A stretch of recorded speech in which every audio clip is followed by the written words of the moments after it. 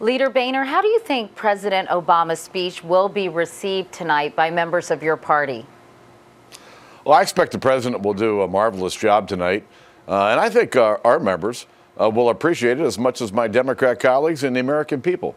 We've got an alien economy that we want to work with the president to fix. We want to help him deliver affordable health care to all Americans. We think that we can help the president move ourselves toward energy independence. And I think, as importantly, help him keep America safe. You sound so conciliatory, so bipartisan right now, but many people might think that's not how the Republican Party has been behaving heretofore. Well, Katie, I think that the debate that we've had over the last 3 or 4 weeks over how to stimulate the economy, we had a big disagreement. And the leaders on Capitol Hill certainly didn't follow the president's advice in terms of working in a bipartisan way to craft the stimulus bill. And as a result, we had a principled disagreement. But I believe that as the minority party here in Congress, when we disagree or when we have to disagree, it's our obligation to offer a better solution. And we did offer a better solution that would have created twice as many jobs at half the cost. We just believe there was too much wasteful spending in this bill that would do nothing to help create more jobs in America. Do you think the Republicans are digging themselves in a hole by not being more supportive of the president's proposals? I think that you've seen Republicans being very supportive of the president and his calls to work in a bipartisan fashion.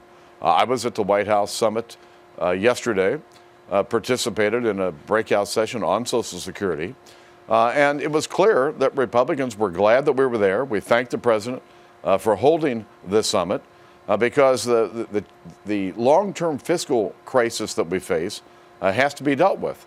And so you'll see us work with the president when we can find an agreement. But remember, there are going to be times when we disagree. And when we disagree, we're not going to just be the party of no. We're going to try to be the party of better solutions.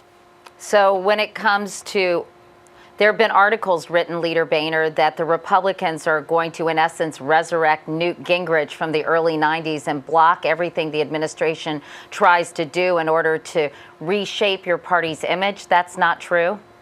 No, that's not true at all. I think what you're going to see us do is stand on our principles. We believe that the American people and small businesses ought to keep more of what they earn so that they can revive this economy much quicker than a lot of government spending.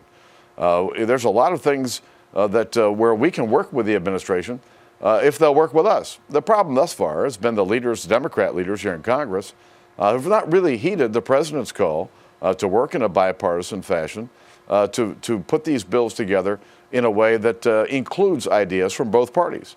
I don't think either party has a lock on good ideas that'll help our economy and help our country move forward. One high-ranking White House official told me today when it comes to Republicans on Capitol Hill, the administration plans to hug them until it hurts. If you hug back, your base will hate you, and if you don't hug back, the country will hate you. What's your reaction? Well, I think, Katie, at the end of the day, what we have to do is what's in the best interest of the American people. You know, I didn't come to Congressman because I wanted to be a congressman.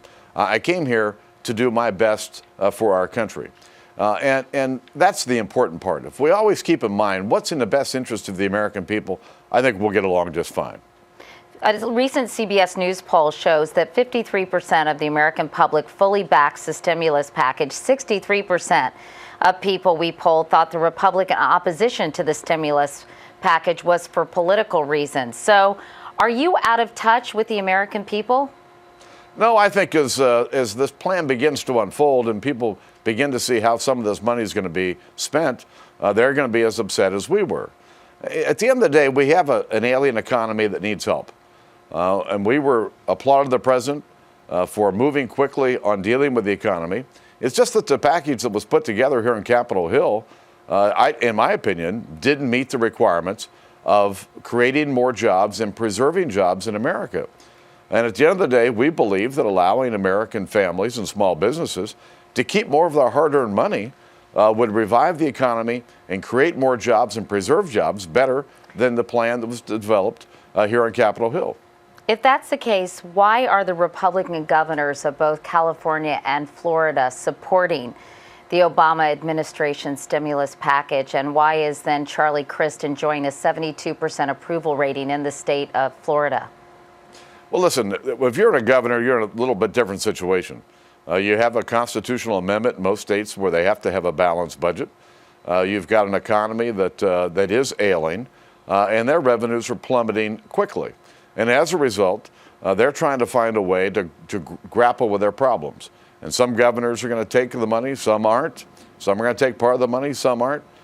Each of those governors is going to have to decide how best to deal with it. But at the end of the day, I think for what's good for America is good for Republicans and Democrats. And the fact that we have to stand on principle to defend the values that we believe in, of allowing American families, small businesses to keep their money to help revive our economy is something that we believe in.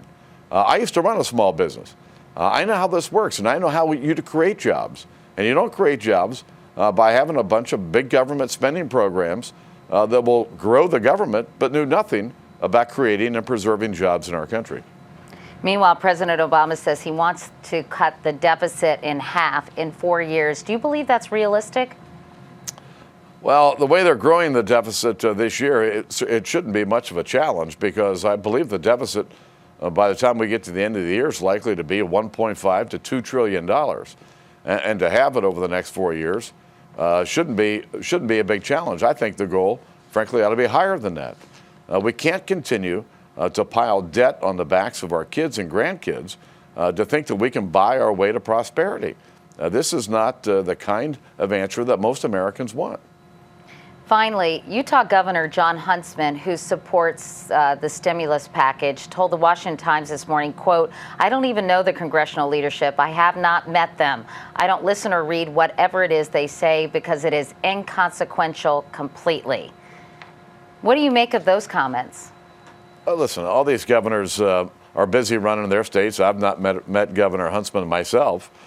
He's got challenges that he's got to deal with. And he's doing everything he can to do what's best for the state of Utah. What I'm trying to do as a leader of our party here in the House is to make sure that we're not just the party of no, that we are the party of better solutions. And over the course of this year, you'll see us offer solutions to help America move ahead, to make sure that we're becoming more energy independent, to make sure that every American has access to affordable health care. Those are the kind of things the American people want to see from us, and where we can work with the president, we're going to. But at times, we're not going to be able to work with him. And when we do, you're going to see us make sure that we put out what we think is a better solution for the American people. House Minority Leader John Boehner.